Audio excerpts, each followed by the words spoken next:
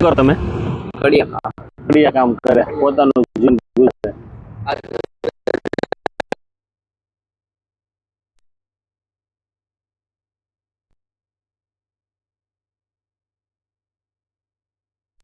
જે મોબાઈલ છે આ લોકો સુઈ જવાનો ભગવાનના ભરોસે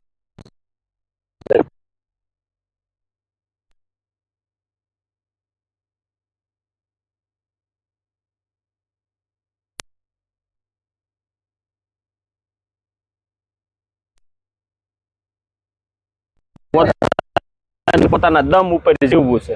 એટલે ભગવાન એને હારે છે કે આ જમીન ઉપર અહીંયા હુતા હોય ને તો એની પડખે કીડી ન આવે.